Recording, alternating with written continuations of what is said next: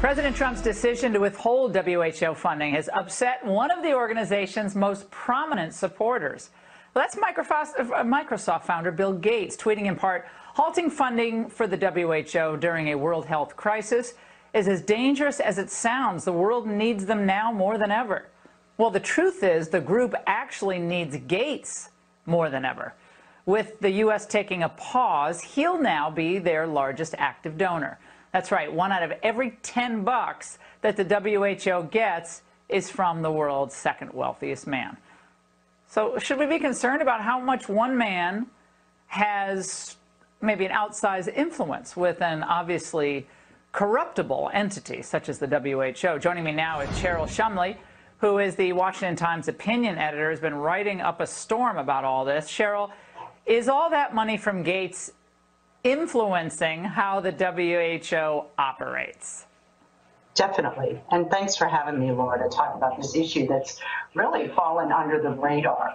Bill Gates wields tremendous influence at the World Health Organization, and I'm not the only one saying that. Back in 2017, Politico, which, as you know, is not even considered a far-right or conservative publication, Politico called him the World Health Organization doctor, that he had such influence that when he wanted a policy pushed, that the World Health Organization bureaucrats would oftentimes cave to his wishes. And it's not just funding that we need to be worried about in America.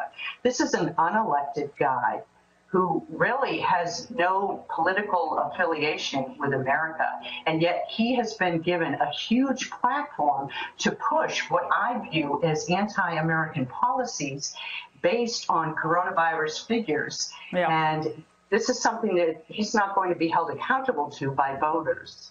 Well, here's what the Gates Foundation has given to the World Health Organization and related organizations. Okay, 395 grants totaling $3.6 billion to the WHO. He pledged up to $100 million for the global response to COVID-19. He pledged $279 million to the Institute for Health Metrics and the Evaluation at the University of Washington. That's that IHME model that, of course, initially wasn't all that accurate in predicting what was going on with this virus.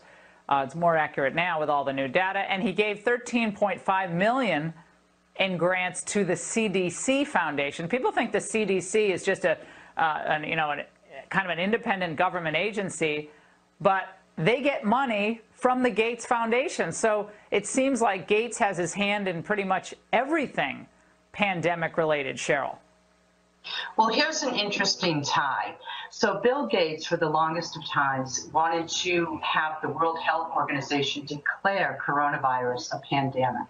And the World Health Organization did not want to do that. So a day after Bill Gates, through his foundation, announced an infusion of $50 million into something called the Therapeutic Accelerator to help fight coronavirus and find a vaccine, much of that money to go toward the World Health Organization. One day after that announcement, the World Health Organization Secretary General came out and declared coronavirus a pandemic.